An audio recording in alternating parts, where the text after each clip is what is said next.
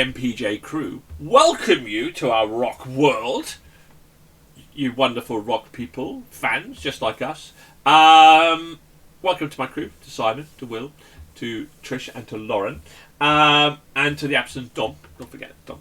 And we review the latest rock albums and rate them out of 5 and see if they get into our Hall of Fame or into our Album of the Year. This is people's last chance, November, to get into our 2024 list for Albums of the Year, which will be picking our top 20 albums and counting down next month. Today's offering is Astral Doors and The End of It All. Will it be the end of it all for us? Let's find out, shall we? Simon, let's start with you then. Astral Doors, power metal aficionado as you are.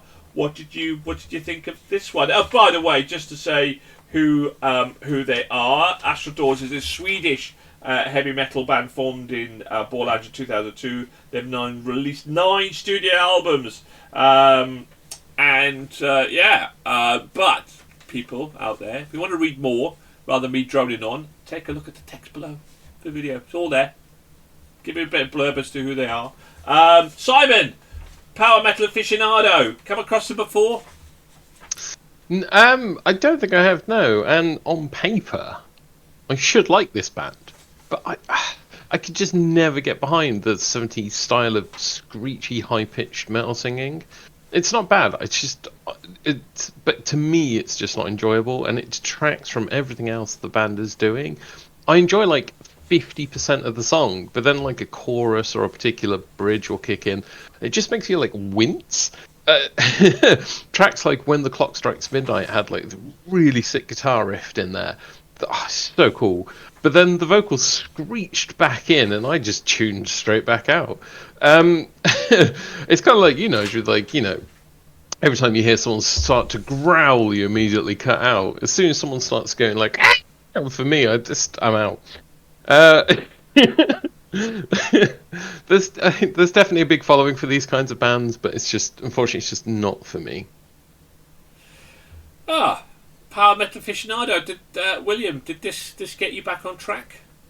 So part of it did, and the award for the coolest album cover goes to this one, because my god, it's cool watching a dragon attacking the Statue of Liberty in America.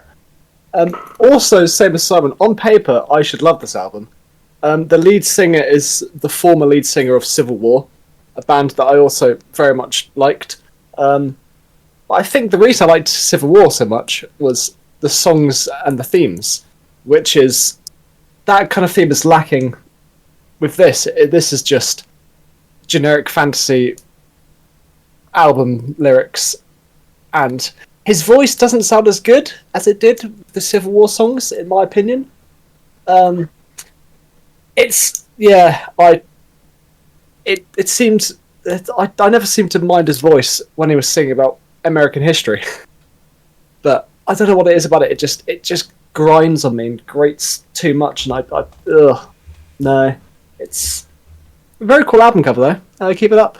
The end. Okay. Is that the end of it all, or will Trish redeem? Trish, what did you think?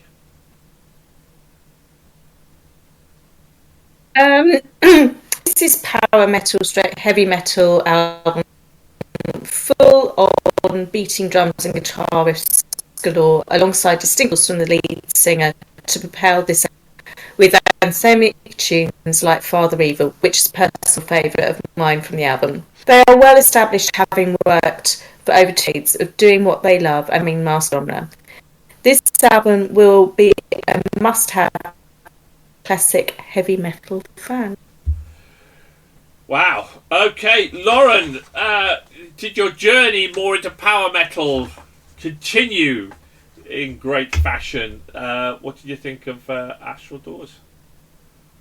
So I thought it was, again, another, much like one of the other albums we've listened to this month, it's that classic fantasy, adventure, power metal sort of vibes. Wasn't overly keen on the voice, but I can see why some people would like it, because it's got sort of like that late Dio-y sort of situation going on that I know many people will love and enjoy. It's not my favourite in the batch that we've done, but in general, for stuff I've listened to for the genre, it's one of those where if it's on, I can appreciate it, but it's not going to be an automatic, I want to listen to power metal, this is what I'm going to go for. So, Astral Doors, I wasn't looking for the door, but I'm not going to stay in the room on purpose. See, right. I don't think he screams. I think he strains. That the whole thing about his voice is that every single syllable he feels like he's straining to hit the top notes, but it's very contained. Actually, he never really, do you know when you've got these classic rock albums and he gets out this unholy kind of scream and you go, fuck's sake, I've heard this a million bloody times, I don't really want to hear it again. It's you can't differentiate the high pitched scream. He never does that. Actually, when I first listened to the album, I thought, this is going to grate on me, but it did the opposite. It actually grew and grew and grew and grew till I absolutely adored the album. And what it does is, what his voice does, and the way that it does in comparison to, say, we review Frozen Crowns, it's actually a very, and I understand, where maybe William comes from in terms of the storytelling aspect, because I think his voice is a fantastic storytelling voice. I love Vikings Rising. I was on that boat. I was on the boat. I was there coming over raiding. The Game of Terror I thought was fantastic. I actually just generally, at my first listen, I thought, oh God, this is going to really annoy me. But it did the total opposite by the end of it. Because I felt that I could get into the story with him because of the way that he did his vocals. And I don't think he screeched, I think he strained. Literally every syllable he sung, you feel he was at the very top of his pitching. But it was very contained. It was very odd. He has a very odd delivery and very different delivery. And I ended up appreciating that, because otherwise, if we just like all the vocals we hear would just be generic. But I ended up absolutely loving this album. I adored it. Adored it. It was absolutely terrific. My only criticism would be, yes, I think that some of the songs were a little bit, in terms of its lyricism, a little bit generic. But overall, loved it. Loved it. Let's find out. Will it get into our Hall of Fame? Let's find out. Simon, what should you give it? Well, I've just realised the cover is AI generated, so I've given it slightly less, but it's a 2 from me. How do you know it was AI generated? How do you know? If you look at it, you can see the traits of it, but also they did one of their music videos as purely AI generated art. William? 2. Yeah, the same as Simon, and if I knew that, it would have been less, because that's the thing I liked most. But too late. Yeah, scores are locked in. 2. Trish? I gave it a 3.5. Oh, it's getting better. And Lauren? I gave it a 3.5 too. So hold on. We've got 2 2s, 2 3.5s, and we've got 2 4.5s, because both me and Dom give it a 4.5s. How bizarre is that? Now, the good thing is that we lose. Well, pick one. Simon or Will. Simon, we'll pick you. We'll pick you. Your 2s are gone. You're gone. It's gone. It never happened. It's gone because we go for the power of 5. Yeah, but it still wasn't enough. It's a 3.6, which is still a pretty damn good score. Pretty damn good score. Big thumbs up from us. Didn't quite get to our Hall of Fame. Thank you very much, and keep on listening. Thank you very much for a wonderful panel, to William, to Trish, to Lauren, and to Simon.